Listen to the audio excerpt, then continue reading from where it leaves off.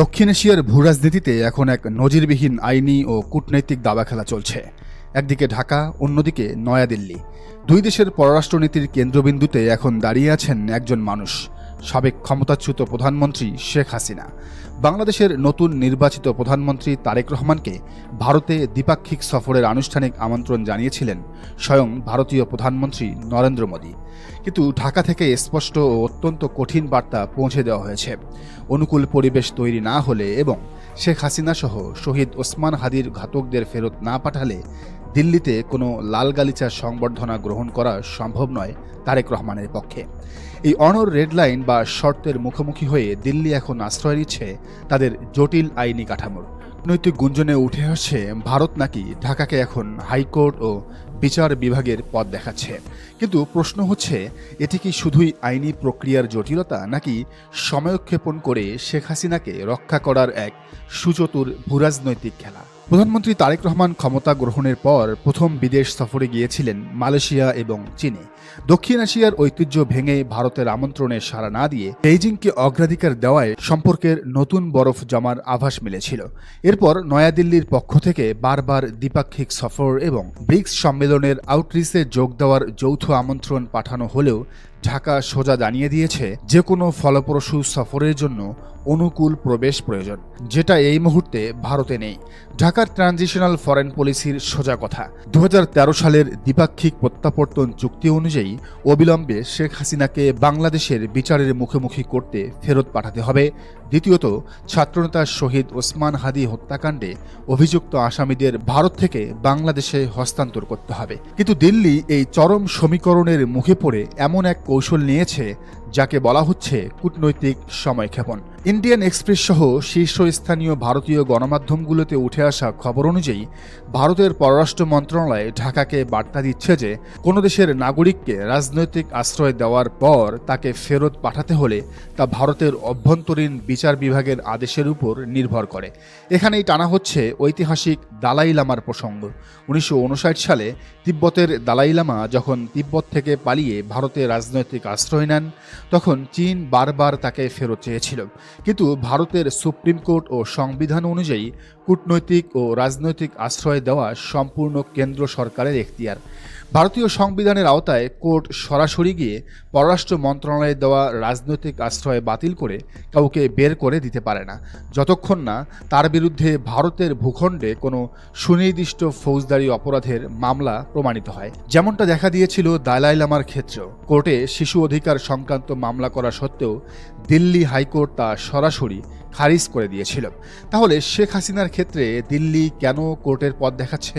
সহজ হিসাব, ভারতের আইনে রাজনৈতিক আশ্রয়ে থাকা কাউকে হুট করে কোনো সরকারের হাতে তুলে দেওয়া আইনত অত্যন্ত জটিল।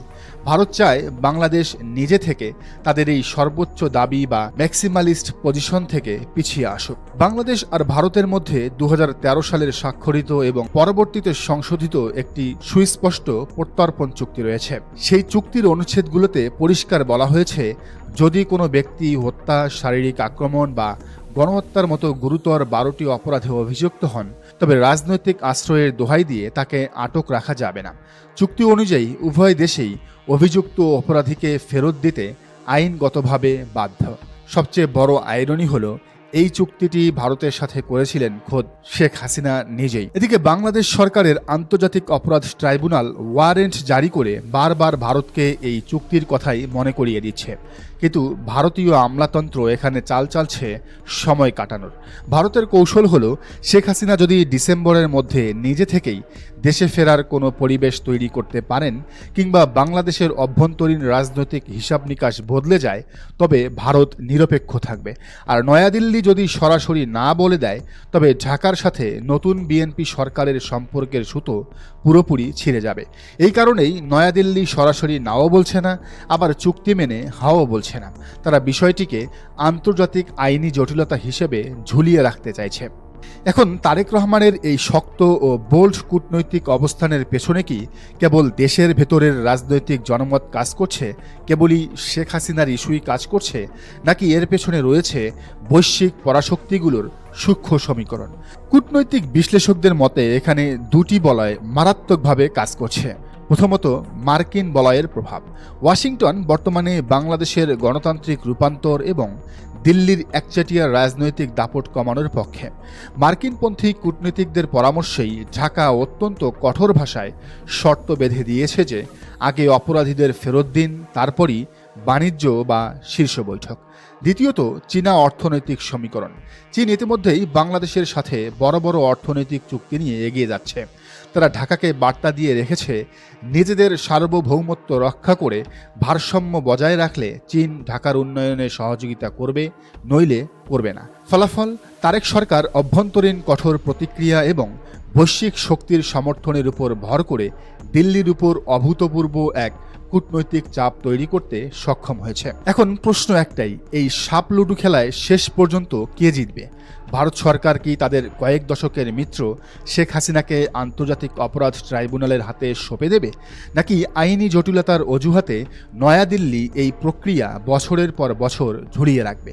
বাংলাদেশের মিডিয়া ও রাজনৈতিক বিশ্লেষকরা যতই সফরের তারিখ নিয়ে জল্পনা কল্পনা করুক না কেন, ইন্ডিয়ান এক্সপ্রেসের মতো গণমাধ্যমের উচ্চ পর্যায়ের গোপন সূত্রগুলো ইঙ্গিত দিচ্ছে, ভারত চেষ্টা করছে নিবিড় আলোচনার মাধ্যমে ঢাকাকে তাদের এই অনড় দাবি থেকে সাময়িকভাবে ডাইভার্ট করতে। কিন্তু ঢাকার বার্তা এখন একদম পরিষ্কার, রক্তাক্ত জুলাইয়ের বিচার ও সার্বভৌমত্ব কোনো দর কষাকষির বিষয় নয়। ক্ষমতার দাপট কিংবা পুরনো বন্ধুত্বের দিন শেষ। আজকের দক্ষিণ এশিয়ার ভূরাজনীতিতে প্রতি পদক্ষেপে হিসাব দিতে হচ্ছে ভারতের কূটনীতিকে। হাইকোর্টের বাহানা নাকি প্রত্যাবর্তন চুক্তির প্রয়োগ, কোনটি শেষ পর্যন্ত টিকবে তা নির্ধারণ করবে আন্তর্জাতিক আইনি চাপ আর ঢাকার শক্ত কূটনীতি। নয়াদিল্লির চাল আর ঢাকার পাল্টা চালে সাউথ ব্রোকের এই কূটনৈতিক দাবার খেলা এখন কোন পরিণতির দিকে যায় তার উপরই নির্ভর করছে পুরো দক্ষিণ এশিয়ার রাজনৈতিক ভবিষ্যৎ, বাংলাদেশের রাজনৈতিক ভবিষ্যৎ। প্রিয় দর্শক, পুরো বিষয়টিকে আপনি কিভাবে দেখছেন? তারেক রহমান কি পারবেন শেষ পর্যন্ত এই সিদ্ধান্তে অটল থাকতে, নাকি তিনি ভারতের কাছে মাথা নিচু করতে বাধ্য হবেন তার মন্ত্রিসভার কিছু মন্ত্রীদের জন্য? কারণ তারেক রহমানের মন্ত্রিসভায় এমন কিছু মন্ত্রী রয়েছেন যারা ব্যাগ গুছিয়ে আছেন কখন তারা ভারতে যাবেন, মোদির সাথে সাক্ষাৎ করবেন এবং কদমকুচি করবেন। সেই মন্ত্রীদের এড়িয়ে কি তারেক রহমান পারবেন? জানান আপনার মতামত, আর এই চ্যানেলে নতুন হলে অবশ্যই সাবস্ক্রাইব করুন এবং বেল আইকনটি বাজিয়ে রাখুন যাতে পরবর্তী ভিডিওর নোটিফিকেশন আপনি পান।